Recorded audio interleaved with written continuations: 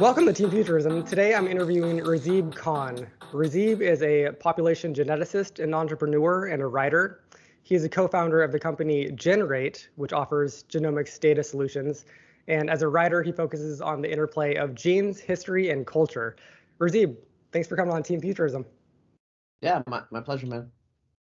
So I met you about a year ago at this Quillette event, and I do remember that back then we talked quite a bit about politics and culture, but this is kind of my chance to drill right down into your specialty, which is genetics. And specifically, I want to see how that relates to some transhumanist and futurist topics.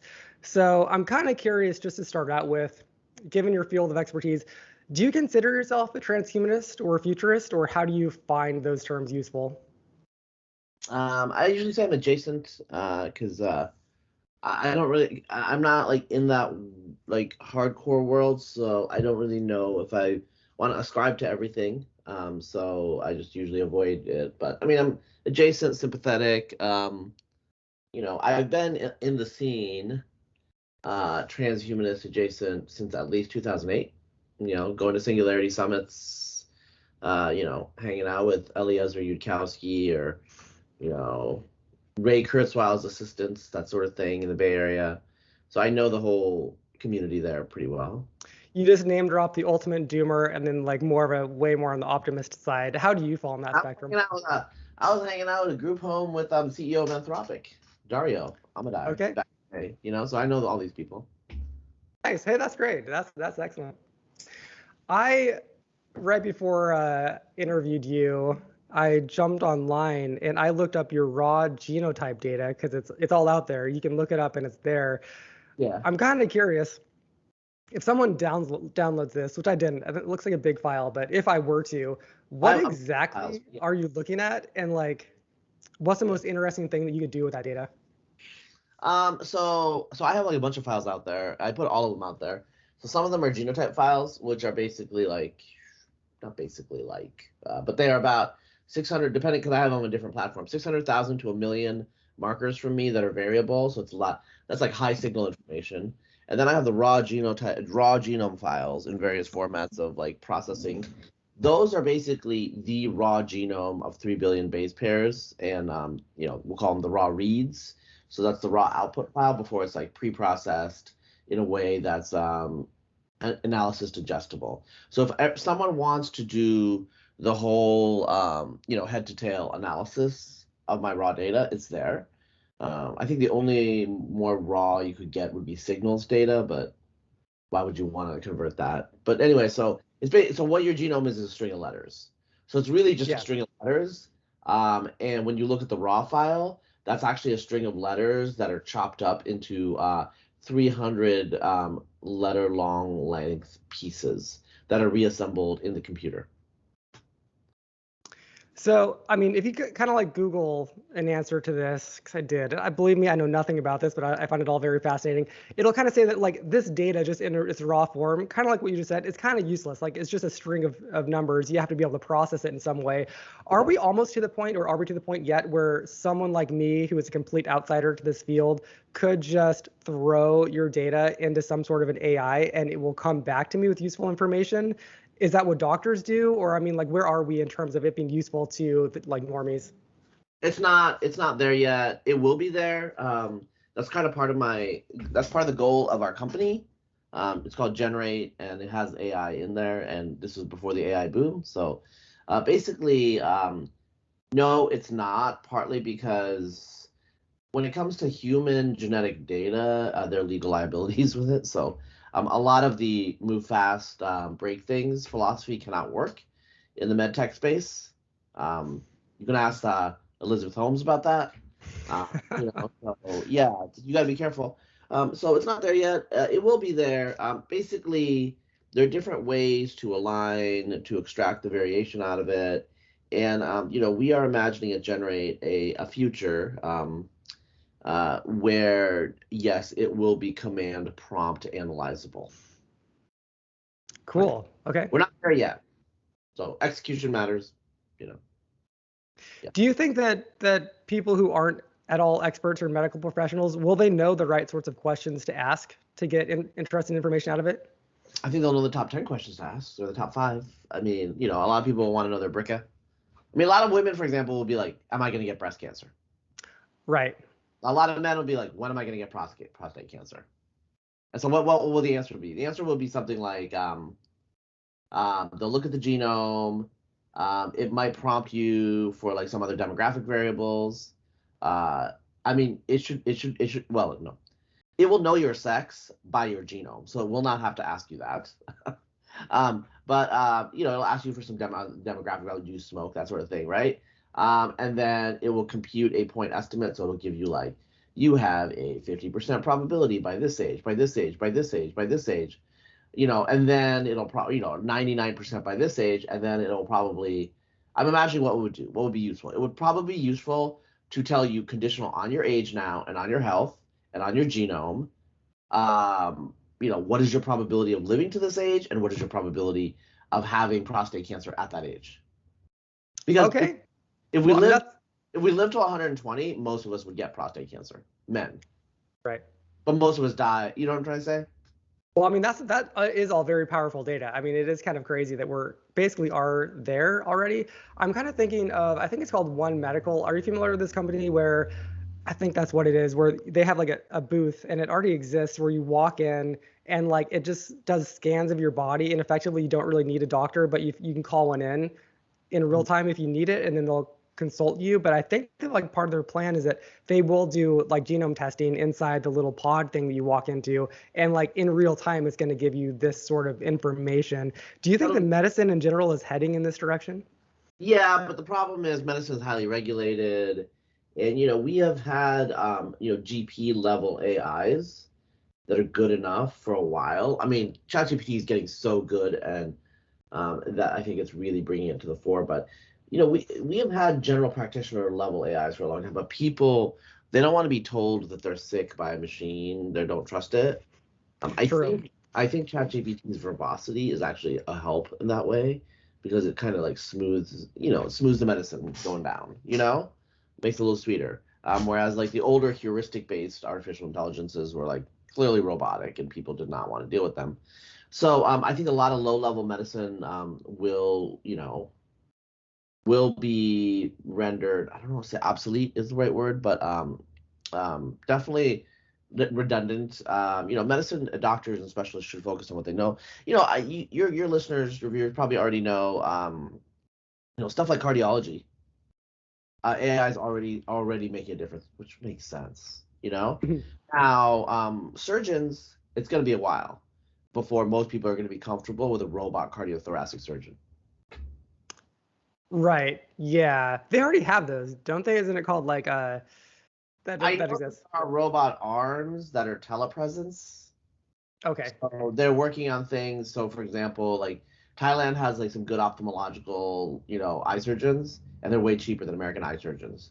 So they have like internet satellite-based telepresence things, I think. But again, what if the satellite shorts? And the issue with robots right now, driven by artificial intelligence, is they tend to periodically have freakouts.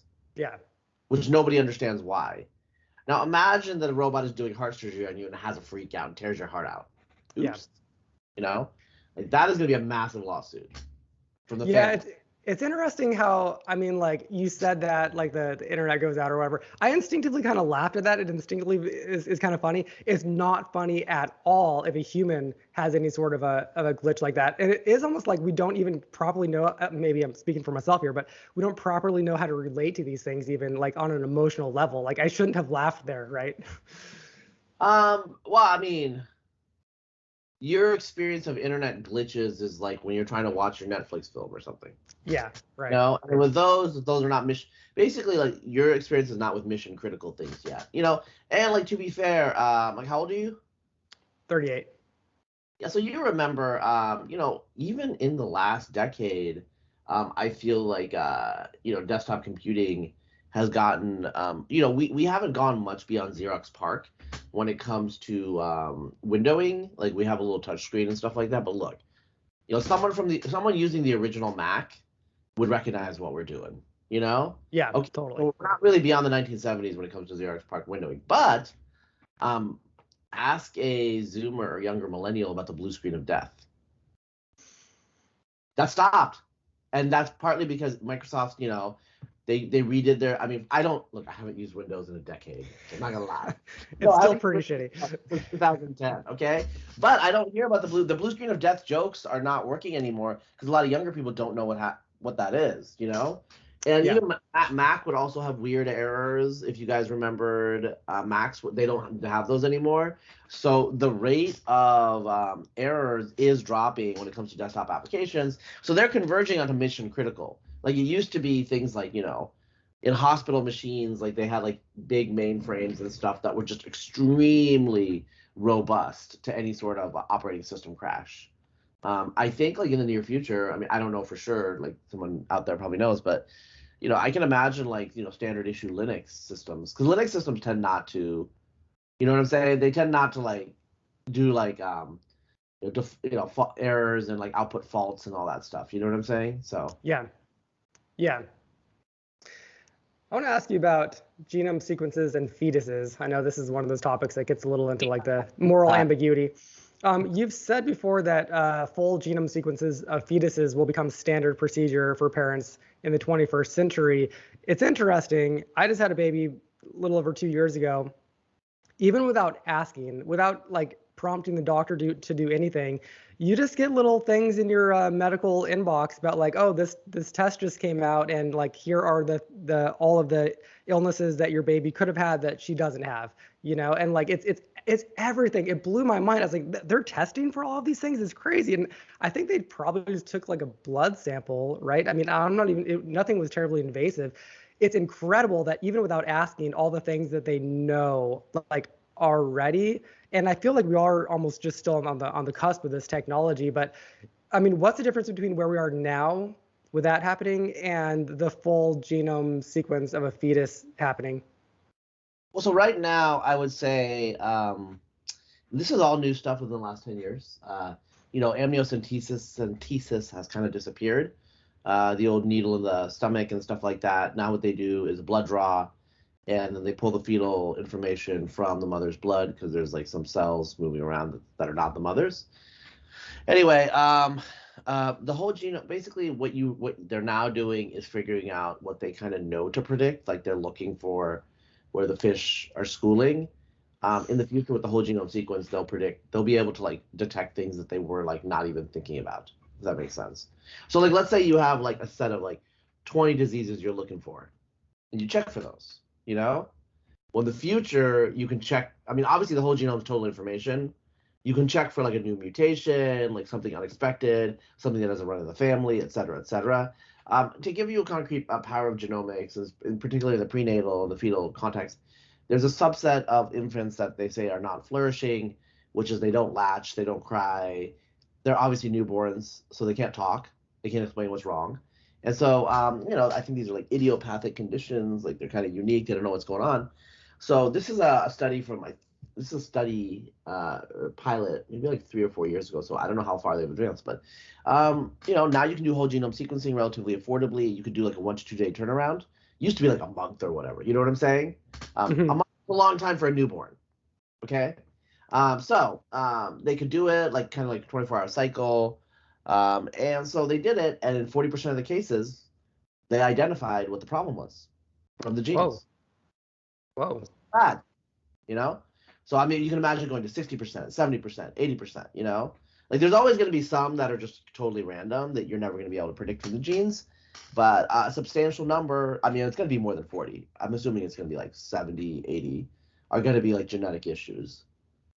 Now if it's an issue like I'm just like saying this flippantly, but it's like someone kicks the mother in her stomach 8 months in. That's not a genetic issue. Maybe it's not going to show up on a screen. She should have told them that someone kicked her in the stomach, But anyway, Right. environmental insults, But that's on us if you're not like remembering that. So are we going to come to the point, and maybe we're already there, where we're not necessarily constrained by technology so much as we are by moral considerations? And I'm thinking about, you want your blonde-haired, blue-eyed baby or whatever, whatever stereotype you're looking for, and you want to be 6 feet tall and et cetera, et cetera. I mean, I know that a lot of this is still just not even quite possible yet, but I feel like we're kind of getting there a little bit. Maybe I'll first ask, like, where are we with that sort of tinkering with the genome? I mean, tinkering, I mean, like, so screening, we're there. Tinkering, we have the technology, but to actually do it is higher risk, ethically, and I mean, really, it's legal liability.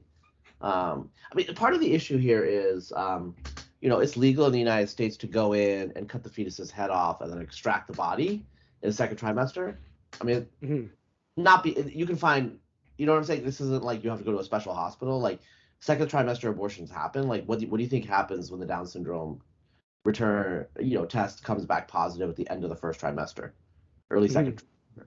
You know what I'm saying? The fetus is too big for a standard, pill, and so they have to do things like extract, whatever. But it's supposedly like super controversial to do gene editing on the same non-person human because it's not a person. It doesn't have personhood, right?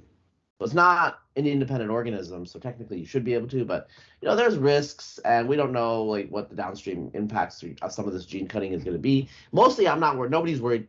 Nobody that I know is really worried about the gene editing itself. What we're worried about is something called off-target effects, which is like the mutations that basically you're targeting a particular part of the gene, but there's going to be a small number of cases where they're going to hit other places and cause mutations. Right. So, for example, there's been issues with CRISPR causing cancer, stuff like that. Obviously, you don't want that. So we're gonna get the technology good enough at some point. The off-target effects are not going to be an issue, but right now they're still an issue. So you gotta be careful. Okay. Yeah, no, that's all really fascinating. And I mean, how far away are we from like the truly sci-fi scenarios of creating more of like a superhuman person? I mean, like, and also along with this, I'm kind of curious your thoughts on how much further along are the ultra wealthy in these worlds than like normies with like their normal doctor and healthcare? Are the super ultra rich, are they doing funky things with their babies, fetuses? Some of them are. Some of them are. There are companies out there that offer concierge services, and if I know about some of this, there's probably more I don't know. Although to be fair, I don't want to be like excessively honest. I probably know most of them, but so I don't want to be excessively honest. But they are doing things. Stuff is going on, and they are ahead of us. So in terms of how far we are creating superhuman, I mean, we have the technology. Like, if North Korea was just like, we want to create like gorilla human hybrid super soldiers. They could try it, I think.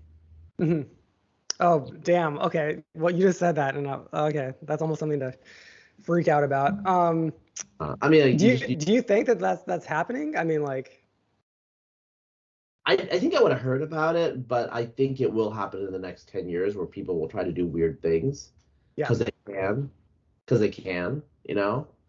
I think someone will break the taboo of like human, non-human, like genuine hybrids, like spliced together. I mean, I think, yeah. Okay, well, I mean, I think what the easiest way to do it would be take the human template and like tweak it around a little bit. So, for example, like I think we have like our skeletons and our muscles are like underpowered because we have culture. So like muscle and bone are they cost money, but metabolically they cost energy, right? Okay. And so we are less muscular and less skeletally. Like having like less muscle means that our skeletons don't need to be as robust, and then having less muscle, I mean, like we don't have as many. We probably have more heart attacks and other issues. Do you know what I'm saying? Yeah. We're just muscled up. So, but we know that there are mutants that have like the dystrophy mutation. It's a muscle gene, and like they're jacked. They're jacked as like toddlers and shit. Oh, I've seen the pictures of that. Yeah. Okay. Little Hercules or whatever his name is. But anyway, just jack up the muscle, jack up the skeletons. Maybe if you want to make sure that people don't think that these are normal humans, like make them hairy. Like, you know what I'm trying to say? So they're mostly like human templates, so that you don't want to fuck up too much. Because organisms are complex. You don't want to fuck up too much things, but you want them to be jacked. You want them to be super like robust skeleton wise, and then they're hairy, so you can recognize them. Now their life expectancy might be like 20, 30 years, but if they're like super soldiers, like who the fuck cares? So if North Korea gives you a call, you'll know what the call is about, right? They want their super soldiers. Bro, I don't want that call, but yeah. Or see, this is how you take over the world. You just like gave the blueprint. Yeah, I mean, the issue is you'd have to raise them though too. So I guess like somehow you'd have to figure out like accelerated, puberty. But yeah, Have you seen the movie The Island of Dr. Moreau? I think it's an H.G. Wells book. yeah. You know what I'm talking about? He does this, right? The issue is like there is someone out there who's trying to like develop like 3 pigs' butts on humans. Right. Okay, well, let me take it to like a place that's slightly perhaps less sci-fi. I don't know, maybe this is still sci-fi. But Aporia magazine recently interviewed this guy. You all also might have interviewed him, I forget. But there's some study about social status, not necessarily wealth, but social status. Yeah. And so maybe I'll try to articulate this. He says that they have this data that they've collected that goes like way back, and you can tell that it doesn't really matter what you do or who you marry. You're going to marry someone effectively within your social status, and your offspring, even like 5 generations out, is going to be basically within your same social status. And this is like within like 80% accuracy. And sometimes there are outliers where someone who's low social status 2 generations later is like mega high social status, and sometimes people fall. But in general, like your ancestors hundreds of years ago and your ancestors hundreds of years in the future, it's a safe bet that we're going to be all kind of basically the same social status. Is that like a rough summary? Yeah, the 80% is not accurate. The 80% is not accuracy, it's heritability. Okay. That's the statistic that you're quoting. I mean, you got it roughly correctly. There's just like some substitutions there that you have to be careful about. So what basically what Greg Clark is showing is that social status is heritable. And so that means that 80% of the, 70 to 80% of the variation within the population is due to some genetic variation. And, a great friend of mine, I probably think he's right. So what he did is he shows a model. He hasn't proven it, but he's shown the model fits. He showed a model that the correlation in your social status almost not perfectly, because it's only 70 to 80%, depending on which nation you're talking about, but that the correlation is predicted parsimoniously by genetic distance. Okay. So it's like your cousin, you're 1/8 related to your cousin, you're 1/4 related to your uncle, you're half related to your sibling, and so the correlation in social status is perfectly predicted by genetic distance. Whoa. Which does not align with some of the things that I think some of the viewers will be wondering, like, wait, but like I know someone who's like a failure, or someone whose parents are super poor, blah blah blah. So Greg's insight, that is, and some economists. So for example, the intergenerational correlation in wealth and other things is way lower than it's lower than 0.8 heritability. 0.8 heritability is not a correlation. It would be like, I think the correlation you would estimate would be like the R would be like 0.5. But in any case, my point here is that there's going to be noise from generation to generation, and we observe the single generation transmission. Greg's point is, and you're alluding to it correctly, as you evaluate over multiple generations, you see a trend line. And so people are moving around the trend, about the trend. And so you see above and below. And since we're looking at obviously a single generation, like most of the people that we know personally, we know them and maybe we know their parents. Yeah. And so we see the noisy up and down, and we think that is actually social mobility and all that stuff. But if we saw like 5, 10 generations, we would start to be able to see the pattern that some of these. So, some of Greg's data, empirical data before his recent paper, is that I think like 10% of the officers in the English army have Norman surnames. Oh, interesting. 0.5% of English people have Norman surnames. And so the model is, so you start out with 100% officers with Norman surnames in the year 1100 AD. And so what happens is each generation it decays as a function of heritability. and actually it's predicted. So that is like 0.8 heritability. That is 0.8 heritability concretely. Even literally 950 years later, is that 950 years later, Normans are still they're like 10 to 20 times overrepresented in the officers of the English army, just like they were 100% in the Norman army 950 years ago. So it's like every generation they decrease, but the decrease isn't very fast. That's a lot of generations, so it's still like representative. So he sees patterns like this, and I will tell you in 2018, 2019, a friend of mine was working on, James Lee, he published a paper about genes and educational attainment. And so you have like these genes that are correlated with higher educational attainment. And the thing he saw that was like confusing and he didn't understand what was going on is the correlation between people's genetic prediction of educational attainment was higher than their real educational attainment. Interesting. Yeah. So that actually supports Greg's thesis that there's something that people are picking up on. And as you probably know, and your listeners know, they can look this up. England had a patrilineal primogeniture system of inheritance for gentry, for wealthy people. And so your wealth was going to be coming through your dad, right? And so that is totally what his data finds. This was for like 2 or 3 centuries. This was very, very dominant, right? That is what the data finds. So that means that there's a strong cultural influence on wealth.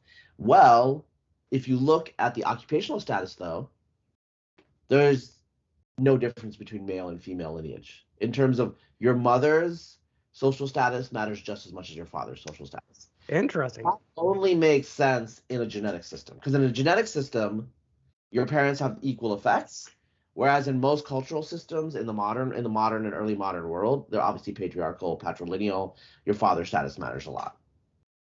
Your father's status is overwhelmingly dominant culturally. That's the notion, right? Mm-hmm. I mean, does it matter what the societal structure is that plays into this? I know that you've talked about a little bit in India. I think that you've said something about how like people just simply don't change their social rank ever, or something like this. Is this kind of true? They do, but that is actually one society that has higher than 0.8. It's like 0.9. Oh, okay. So, I mean, the heritability of social status. So it's slow. Very slow. Okay. Okay, so my transhumanist question here is, once we can start playing around with people's DNA to some degree, is this going to make this messier so that your offspring can, like maybe I don't know, people very low, there's a government program that helps them get this technology so that all of a sudden their offspring, their IQ points bump up like 50 points or something insane. I mean, like, is there going to be like more play in this as we start to tweak the raw data of the human genome? You would think so, but I mean, and I've been talking to trainees about this for like 15 years, but the issue is like, economics is going to be at play. Constraint matters. Yeah. I think like stupid people will probably want kids with bigger dicks. And, I'm not joking. Like, you think it's funny? I'm just gonna be honest here. Like, I hope like you don't have like PC listeners, but like, have you talked to like the average stupid person? Like, they want athletic sons with big dicks. Right. So you're gonna get like a race of like giants with massive penises, and then you're gonna get a race of people with like big brains that don't leave that. Do you see what I'm trying to say? Like, well, yeah, to certain social classes, to be smart is to be nerdy and lame. So you're gonna get gene editing vouchers, okay? You can't edit everything. Do you want your son to have like a massive dong, or do you want him to be not retarded? Right? That's like... Razib, this is someone out there, please. This is a sci-fi movie. Someone's got to write this. This is pretty good. Someone needs to redo Idiocracy with this like trajectory where there's like like a race of brains and a race of peens, But anyway, I think like most, I think like especially like lower IQ people, like they're going to be really excited about secondary sexual characteristics, because my interaction with those types of people is they're really interested in sex. Like, that's one of their primary foci in life, to get sex. And so they'll probably like, if they have like vouchers, they'll be like, they want like athletic, large, like breasted or large penis. You know what I'm trying to say? Yeah, and women might want the big booty sort of thing. What I'm trying to say. And so like they want to create like, super skanks or something, That's the title. That's it. That's the title. The Super Skanks. Coming to IMAX. Like honestly though, because it's like all these like transhumanists and these high IQ types are like, I think people will want their children to do algebraic topology. Yeah. I don't fucking know what that is. You know what I'm saying? I hate to say it, this is kind of insightful, actually. Basic arithmetic, and then play football really well. That's what I think. Right. Yeah, another sci-fi movie. I think Rollerball was one of these. I never actually finished it, but it's about like in the future, like big jacked dudes. I don't know. Yeah, there's a thing here. There's a thing. This is interesting. Well, slight pivot, but what are your thoughts on biohacking, like the rogue communities who are maybe doing these things, and maybe like in my experience, the biohacker community, these are not the ultra wealthy. These are just like the ultra, nimble with their pipettes, effectively, and they're like creative. I'm down with that. It's your own life. Do what you got to do. People have been pushing the frontier. Doing experiments on themselves for sometimes it's good, sometimes it's bad, sometimes you kill yourself. So I mean, like Joe Zahner lives here in Austin. Yeah. They're part of it, I guess and then I have friends who go to Prospera, I think in Honduras. They do some of that stuff. I think it's pretty well known. I mean, I can say it. They do some CRISPR injections and stuff like that. So what do I think of it? I think it's cool. I mean, have you tried? No. What would entice you to get a CRISPR injection? If I have Mendelian disease, I mean, because like I'm already developed, I can't get any taller. Mm-hmm. And I don't think making people smarter, I don't think that's going to be as easy as people think. Because I think our brain develops early. Like maybe if you inject a fetus or inject like a newborn with something to, because people are talking about, oh, you edit this gene, you edit that gene. I'm just like, dude, you're fucking like 35. Right. You could edit genes, but like maybe the IQ, maybe all that matters is during development, right? I mean, we're going to do the experiment. People are going to edit the genes, but. I mean, at some level, for older folks like us, you like the Elon Musk implant into our brains or whatever, tapping our brains into the internet. That's gonna be the thing that's gonna like effectively make us super smart. It'll extend us instead of change us. I'm not sure how changeable our brain is at this point, and I don't know if you want to fuck around with that. Right. Might give you dementia 20 years down the line. Do you have any thoughts or insights on the Neuralink? No, I don't have any insights. I mean, I support it. I think it's part of.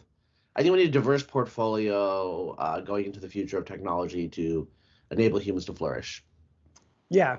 To me, like I have a hard time thinking that if you go too far out into the future, we're still going to be implanting things into our skulls. That to me, I know that it's like super high tech right now, but it still seems barbaric at some level. I can't imagine that, I don't know, 40 years from now, that's still going to be a thing. But I mean, what do I know? Yeah, I think that's true. I think that's right. I think our technology will get better at unobtrusively enhancing us instead of like these awkward kludges. That's what I'm gonna say. Yeah. You know what? I had a note here I wanted to go back to about the injecting ourselves with things.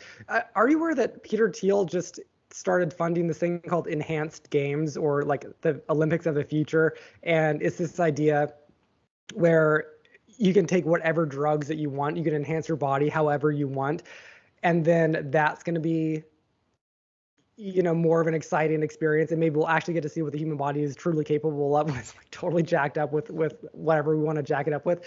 Do you think that that's going to be part of our future? Is that more of a direction, or is this just like a silly hobby of Peter Thiel's that's going to peter out? I don't know. I think it could be. I mean, maybe I would have said something different earlier. I just went to my friend Nick Gray's house. He had some gaming thing like Quest Pro, VR, and then he had the Apple Vision Pro. And I have to say, like, I'm not into gaming. I'm not into VR, especially the Quest Pro. The Apple Vision Pro is not.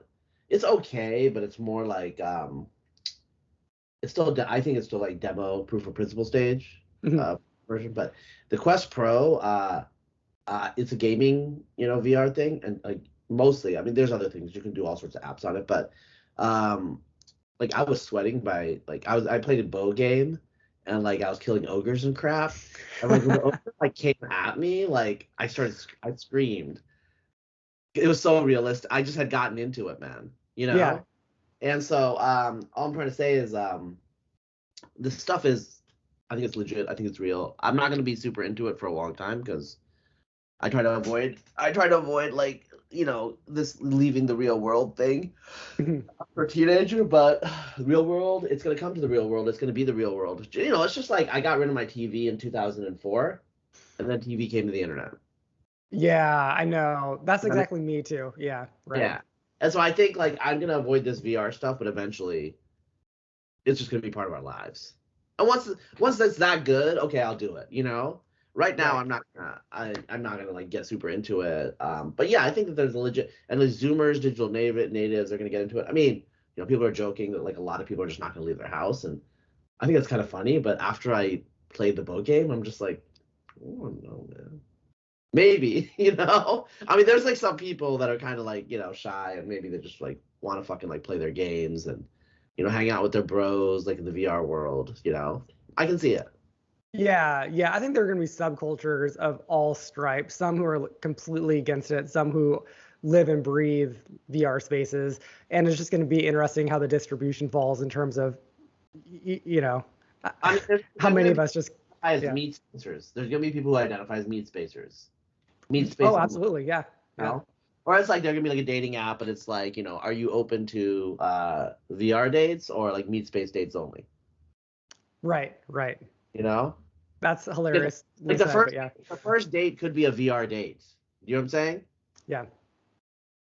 I mean, especially like a lot of women that I think like they're excessively scared about like guys fucking raping them and shit. It's just like, okay, like he's on Bumble. I mean, probably not gonna rape you, I'm but I'm not I'm not up on this technology really at all in terms of like dating apps, but like that probably already happens, right? Do you think that people do VR yeah, dates already? yeah, there's stuff that already happens. I'm saying, but it's not on Bumble or any of those apps yet. Okay, yeah. Do you see what I'm saying? Yeah. I mean, it could be that like these dating things will get so good. Yes, people do Zooms. They call each other first and stuff like that. But I mean, it's like you could go to a restaurant or a beach. I mean, look, after I went to Nick's house, I'm like, whoa, this is really good. Like you could actually like have a romantic date at a mountaintop somewhere. But Like then it turns out that your date is actually just AI and that's what no, that's already happening too. yeah, I've heard exactly. the dating apps are already creating generative profiles based on what you're swiping on. Yeah. See, I'm not here to judge too much of this, even though it seems kind of silly to me, but I have this like kind of just generic sense or general sense that we've been there, done that with so many things. Now that we have radical new technologies, we have to go into them at some level. We have to be optimistic about it or just try it because we've tried everything else. And people are always just kind of like, we get bored so easily just as a species. I don't know. We gotta try shit. We gotta try new things.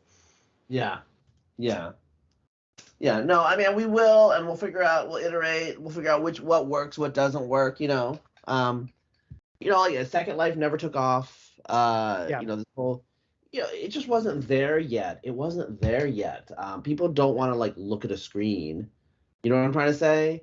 Google Glass wasn't there yet, but It's gimmicky still. It seems kind of gimmicky. yeah. But I mean, I have to say, like, I was literally sweating. Well, I have not tried the Apple Vision Pro. That's the one that I'm kind of excited to try, That's but pretty good. That's pretty yeah. good. And some of the gamer things are really good too. In terms of, I'm not a gamer, but I'm just saying like I was sweating. Yeah. It was so good in terms of like it's like you put it on and I'm in Nick's like living room, but like the issue is like some of these are you can partly see the living room and some of these like the living room disappears. And so Yeah. it knows the walls and it turns, you know what I'm trying to say? Yeah. And but you have like a fixed area that you can walk in so that you don't like hit something. But apparently like in some of these games people have started like running away and they've like run into the wall. Well, this is an interesting point because like we draw this divide between something that's in the real world versus in some like VR world. That's not the correct divide though. I think that the correct divide is what pulls us in and what is a peak experience versus not. You can get a peak experience from reading Charles Dickens or a peak experience from this. And like that's like peak experiences are their own category. It doesn't really matter how you get it. And you get it from media, right? Or something. And that I think is the correct dividing line. Yeah, it's immersive. Yeah. I've got a couple of more questions here, and I know that we're getting a little short on time. There's one question that, okay, let me do a doomer topic, and then I have to ask you about paleogenetics, just because I think it's so fascinating. But yeah, I know we could do a whole hour just on paleogenetics. I want to get your thoughts on it, but first, let me just ask about, in terms of ultimate doomer scenarios, the one that freaks me out more than anything is genetic bioweapons. Maybe this is just because like it's a post-pandemic fear type of thing. This like just kind of crops up like at night if you're thinking about these things. I don't worry so much about like asteroids or killer AI, et cetera, et cetera. It's like genetic bioweapons are the one that I just have like a visceral fear over. What are your thoughts on this? How afraid should we be? And is there anything that like the U.S. government should be doing to prepare for it that we're not doing? Yeah, so I'm traditionally I've been like a little bit bearish, or like not bearish, but I don't know what the appropriate term is. Bioweapons have not been very good. That's why there hasn't been a lot of development on them. But it depends on what you want to do. If you want to target one human being, I put my genome out there. I don't care. Like it's gonna be way, way cheaper to just like hire an assassin or whatever the hell, you know? So it's like $60,000. I just looked it up to hire an assassin, 30 to 60,000. So okay, well, I mean, okay, there you go. But now here's the reason that like world leaders have like their cups and everything like confiscated, because with a world leader you can imagine a situation like, oh, like let's give this world leader an infection that causes dementia within 5 years. Damn. That's traceable, right? So I'm not saying that it's not doable right now, but that's what they're worried about, because obviously if you assassinated a world leader, you're gonna get in trouble. Yeah. But if you want to like give them a disease that looks like it's not you know what I'm trying to say? Where is the infection from? What's the provenance? It could be like a lot harder. So that's one thing which I think is a clear and present danger actually. The other issue is like, oh well, Chinese are developing a bioweapon to kill white people. You know what I'm saying? Mm-hmm. So the problem with a lot of that stuff is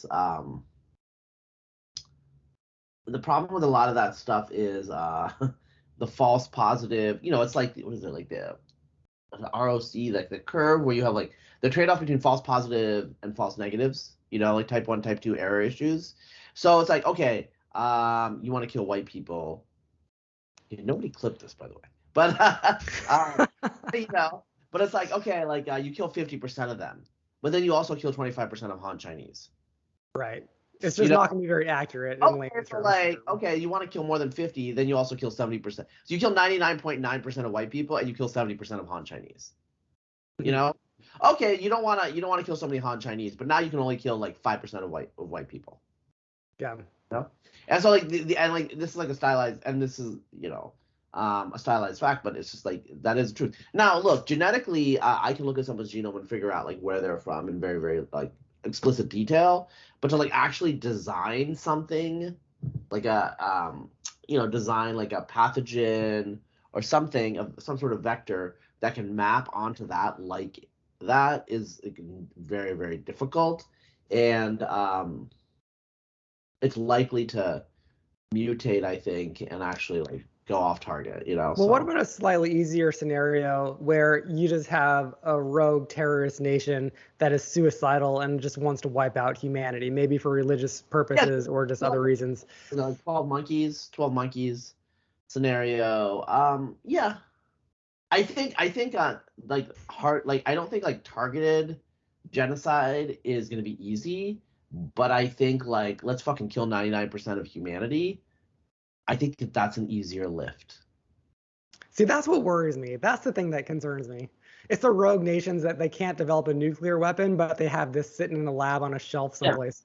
Yeah. One thing I would say, I'm trying to be like a little bit more positive than you, is if it's like a very fast acting, very fatal thing that's highly infectious, it's going to be salient immediately. Yeah. And so you will probably be able to figure out a solution. Like it could kill like 15% of humans. So let's say that there's like a mortality rate of 99%. Like this is like Ebola, but aerosolized. Okay, this is like, hot zone stuff. What's going to happen is they're going to do like quarantine. Those people, they're going to die. Sorry. But probably some people are going to survive. They're immune. Do you see what I'm saying? Yeah. You figure out how those people are immune, and then this is going to be like the world's job to like figure out a solution. So probably the death toll will, like, even though it's 99% fatal, it might kill like 3%. You know what I'm trying to say? Now that's not great. 3% of the world's population is a lot, but it's not going to be an existential. It's not going to be an extinction level event, I think. Then you have the other option, which is like slow acting degenerative thing, right? And that might have like a much bigger utilitarian impact. Mm-hmm. Like you increase the cancer rate by like 50%. That is terrifying. Yeah. Yeah. But I mean, terrorists can kill a lot more people, but they don't want to do it like they don't want to cause like food poisoning in New York City. That's just not cool. No. It doesn't get done what they want to do. They want to hijack a plane. They want to do something charismatic and salient, right? And so I think like doing a low mortality, slow acting, morbidity increasing disease. What if America's obesity crisis is due to a bioengineered virus? Another sci-fi novel right there. That's good. That this was like last kiss off of the Soviet Union in 1990, and that some Soviet biologist released it as the empire was collapsing, and that explains the epidemic of obesity in the West that began right as communism fell. I have seen conspiracy theories online about why there's such an epidemic of obesity in America. And I mean, you do look at the charts and it's kind of wild. It's kind of crazy. You could get conspiratorial about that. Yeah. Do you worry about this at all? Or how do you rank this in terms of existential or near existential threats to us?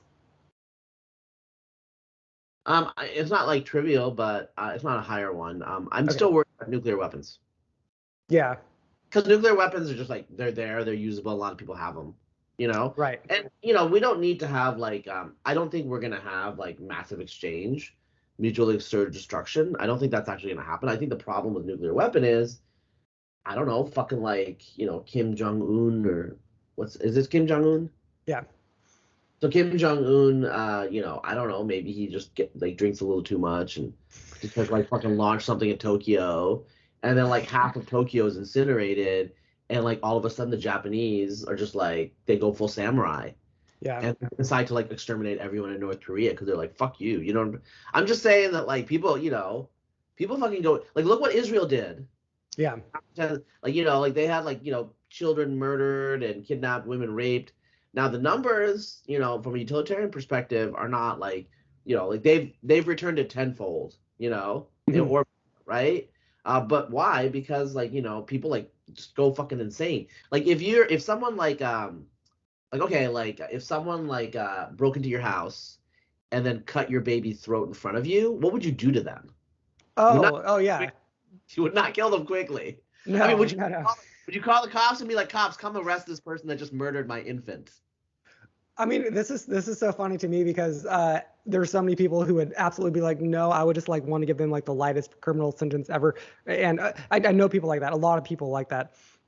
But like, even those people who don't have that instinct, when they watch a revenge movie, like any Quentin Tarantino or anything like that, they're rooting for the revenge people doing the thing. So we all do have this in us, even if like we pretend like we're ultra liberal progressives who have none of this like vindictiveness. We totally all do. We absolutely all. Otherwise, you wouldn't get like a Tarantino movie. So yeah, that's the thing for like a local situation. But I do think you're right. You can extrapolate that to the nation state level because clearly that obviously happens. I mean, America never does proportional responses. Look at it just it just doesn't happen. Yeah. They killed 3,000 people, and then we decide to invade Iraq.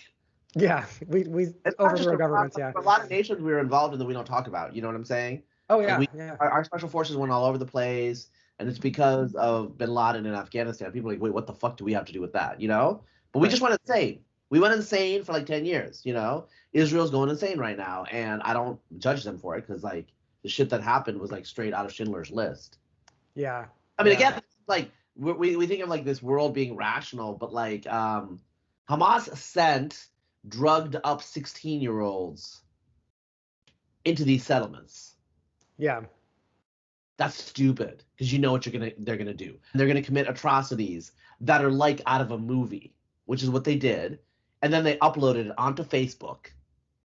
That was the most shocking part about that whole situation is how like the bragging element of it. But That they're was disturbing. 16-year-old asshole males. Yeah. And they've been like indoctrinated to think Jews are animals and evil their whole life. So they're gonna fucking like rape your grandchild, and they're gonna videotape it, and they're gonna put it up on Facebook on their profile so all their friends can see them getting raped and murdered.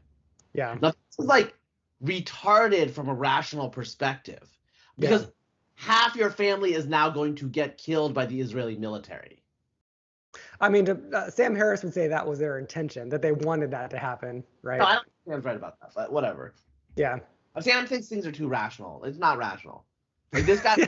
No, I'm partly with you there. Yeah. You know what I'm trying to say? Like 15 years old, he's fucking killing a Jewish girl, which is like, you know, the way he was raised. That's good. Right. You know? And so he's killing her. You know, he's never had sex, so you know what he's gonna do.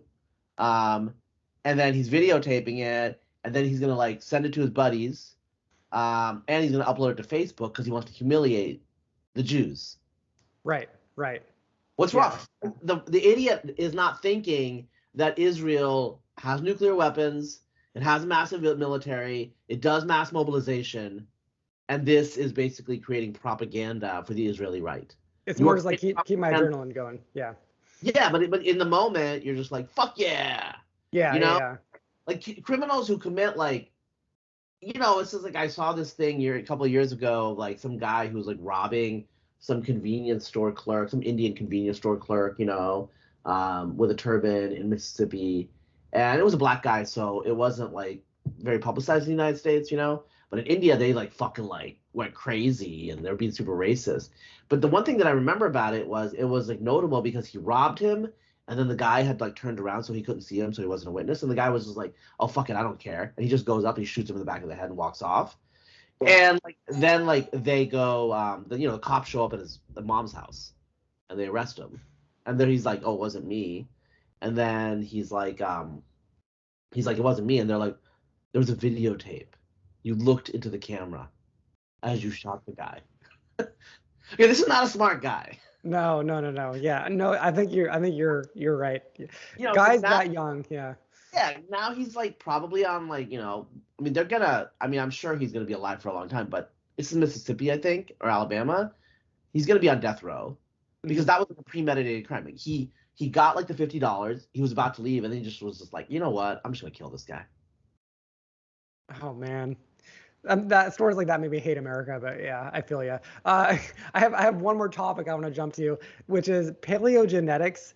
And I know like so little about this, but I find it utterly fascinating. And when you talk about this, it is just like the most fascinating thing. Can you give like just like a little bit of a high level view of paleogenetics and like explain why it's so fascinating and the implications for modern society?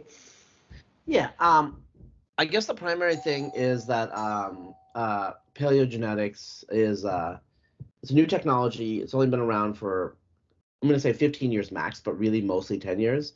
And so, you know, we didn't have the human genome. We didn't have all these genetic technologies even for modern people 20 years ago, right? All the stuff we're talking about is really new. And then like scientists realized, you know what, like DNA is a very robust macromolecule. It doesn't degrade very fast. And that means that probably we'll be able to get a sequence out of older DNA, right? So this is obviously relevant for forensics. So I have a friend, David Middleman. He has a company called Authorum. They do whole genome sequencing for forensics, and what they do is like they just go back to old kits of you know, evidence, you know, like crime scene kits, crime scene like evidence, and they go back and they can get the DNA out of stuff that's 50 years old. Because with the older technology, older technology was not possible, but now you can get like tiny bit of DNA that's partly degraded and whatever, and still like extract information out of it. The same technology is relevant for ancient stuff. So the oldest human that I think we have is 400,000 years old. It was in like a dry cave in Spain. They're not really human. They're not really modern human. They're not literally modern humans. They are proto-Neanderthals in Spain. And so that's the oldest that we have for humans. But a lot of it is, I mean, we have tens of thousands within the last 10,000 years, So we have sequences from all these people. So the way that genetic inference would work in the past about understanding the past, about the human family tree and demographics is you would take information from the tips of the branches, which is us. We're alive, So we're the tips of the branches, and you would look at the patterns of the tips of the branches and reconstruct the branches from those tips. Now, I'm not going to say it's an educated guess. It's more than that. It's quite like hyper educated. But that's only so much information, getting the tips of the branches. Well, what paleogenetics does is it's like, oh, let's fill in some of the internal nodes in the branches as we go back. And so all of a sudden, let's say you have like 20 different pathways, and you choose the highest probability of those pathways. But like the highest probability is only a 40% probability. Then you introduce an internal node into the past, and you eliminate 17 of those pathways. Oh, okay. Yeah. And all of a sudden, the highest probability is now 90% probability. So our picture of the past is much clearer because we have information from the past, right? So we have these models that we're creating of the past, but we can actually check the robustness of the models against some aspects of the past. So if you have a model that says X is true, and you actually have ancient DNA from that period, you check the model and you're like, oh, this is off. We got to check we got to change the settings on the model. Oh, this fits. So those are the real settings. Boom, you got it, right?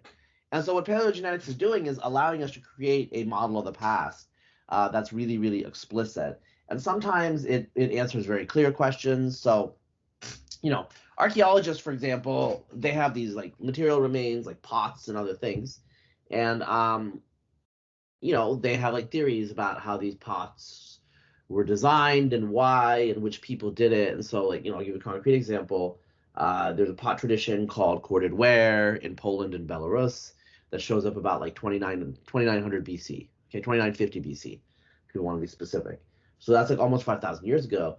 And there is a model that archaeologists developed over the last 30, 40 years about how, there are these hunter-gatherers, then they started farming, and then they switched to cattle culture. And these pots emerged from these societies that had evolved over time, right? And then like the geneticists show up and they like look at like burial graves and they're like, actually, when the pots show up, it's totally different people. Oh, weird. Yeah, they killed everyone else. But and so archaeologists, the problem with the archaeologists is like, yeah, but we have these theories about, and the geneticists are like, it doesn't matter. It's people. That's fascinating. You know what I'm saying? It's like it goes from like one people to another, like just over a generation. The pots show up and a totally different people show up. So that means this whole theory about like how the pots came out of this long process is wrong. Right. So whoa, that's interesting. We actually know what's going on with the pots now. So the people that show up are nomads that lived in wagons, and they did not have pots. They had baskets. The pots are called corded ware pots because it looks like they have cord impressions on the pots. They're mimicking baskets. They wanted pots that look like their baskets. Yeah, interesting. That's the explanation, because we know where they came from. They came from the Pontic steppe. They're people that lived in wagons. They show up. They killed all the previous people except for some of the women that they assimilated. So about 30% of their ancestry within like a couple of centuries is from the local people, but it's almost all female ancestry. So they killed the dads, they killed the brothers, they killed the husbands, and they took the women, and they assimilated some of them. And the women probably are the ones that actually made the pots. So they're these like, not foreign, but native women that know how to make pots. And these guys are just like, make pots, but we want them to look like the baskets that we have. So that's the answer. Now, so a lot of archaeologists because they've been working on this like theory of how the pots came for like 40 years. And the theory is Well, I'm kind of curious, like on a practical level, are archaeologists now the same people who have genetics degrees, and so you're an archaeologist plus this, or are they completely different disciplines and the geneticists just collect data? Work together. I think most archaeologists are excited about this, but some of them are super pissed because they're like yeah, they're not people with genetics degrees. Genetics degrees people don't have archaeology degrees. There's a few people that are kind of in the middle now they're very young, but this is all new. A lot of times the archaeologists that are mad about this, they don't have like the understanding to understand how the genetics is working, and so they're like, well, how do we know this is true? And it's like, we got the genes. I mean, you know what I'm saying? But like they don't understand, and the archaeologists sometimes the geneticists say stupid things because like, the geneticists have the results, but they don't like have like a theoretical model of like how the results came about. But the archaeologists also don't have a good theoretical model. So you know what I'm trying to say? Like if the archaeologists had a good theory of like human population demographics, like you would just slot the theory into the results and it would work, But they don't. Archaeologists have traditionally avoided those theories because they're like we can't know. So they would just like say kind of like implicit things and it depends. I mean, I think some archaeologists are just like, they're territorial, Yeah. I think most are like that. I think most are super excited actually, but there's still some people that are like right about how you can't make these inferences. So I'll give you a concrete example, okay, of like what archaeologists don't understand. Okay, let's say you find one whole genome sequence from Poland 2,900 years ago, and that individual is exactly like modern people in Poland today. That's one individual, and people, archaeologists will say, well, that's like a sample size of one. You can't like draw any conclusions from that. What the geneticists will say is it's not a sample size of one. We have a whole genome that's 3 billion base pairs. We have like millions and millions of markers from that person. Those millions of markers are the reduction of a genealogy that fans into the past, into like thousands of individuals. Yeah.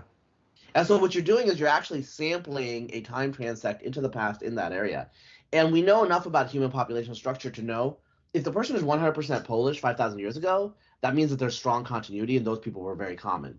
Because if it was a mixed area, that person's genome would show evidence of it. Because imagine you have an individual and you have their genealogy fanning out into the past. And like they're not running into any other populations. Why? Because those populations don't exist. Right? So one genome gives you a massive amount of information. And so, now we have like inductively, we have like empirical evidence over the last 15 years. One genome usually gets you like more than half of the way there to understanding the population history of a region. As you add the genomes, you converge onto 100%, but most of the time, a single individual is enough. And at some level, we can borrow from the past, right? Like we can take DNA of, let's say, I've read a story recently about grapes from ancient Rome or whatever, and we can recreate the wine that like Caesar drank.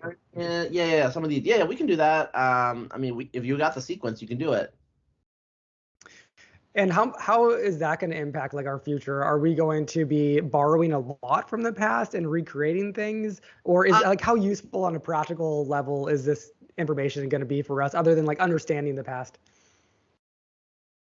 Yeah, that's a good point. I hadn't thought of that. I mean, if you read science fiction, it's going to be super useful because the present has a limited portfolio of variation, right? So a lot of the issues with like genetic engineering is like you don't know what's going to fuck up. Right? So you want to get variants from people that are alive because they're alive, but you can also do that from the past because those people live too.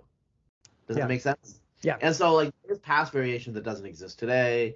There's variation in the present that doesn't exist in the past, and so you want variation. I mean, what if this is like I think this is like a Stephen Baxter story, but basically, Stephen Baxter, I don't remember who wrote this, but basically I read a story about a guy who was like obsessed with the woman that he was in love with and she died. And he got into cryonics and did other things because he wanted to be resurrected and bring her back. And basically, so this guy was into cryonics, so he was resurrected and he couldn't bring her back. And so he's like, put me back into cryonics. Like they used him for some things. Like he had some information, then they used him for some things. But then he was like, put me back. And like, they're like, but like, this is a utopia.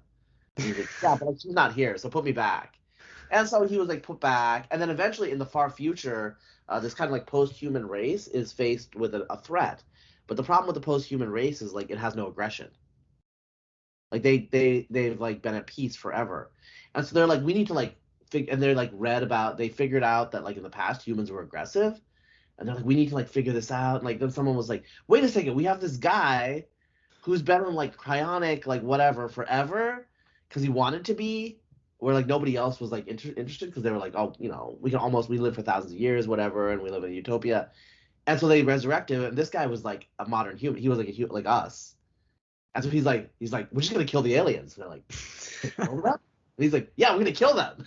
I mean, they're like, okay, like do it. So they gave him the power, and so he like saved the human species because he had like the mentality of like being a killer, which like it had bred because it was like that's like not optimal for like coexistence. So it'd been bred out, so they just like couldn't get it together. But anyway, so eventually, like he becomes like godlike enough that he can resurrect his girlfriend. So he resurrects his girlfriend and creates a almost modern world, like the world he died in, to like live out his life with her. So that's interesting. Hey, good story. Good story. Yeah. Hey, maybe we'll wrap it up there because I'm running out of time. But I want to encourage everyone to go read and check out Unsupervised Learning with Razib Khan. That's on your Substack. Also, it's a podcast. Razib, where else can people find you? Yeah, just go to razib.com and then all my stuff is there. Like I write for Palladium, Quillette, Unheard, sometimes like places like India Today, just random places. I show up on podcasts and like yours, and then I forget about them, and then they like get posted like a month later, and people are like blah blah blah, and I was just like, oh yeah.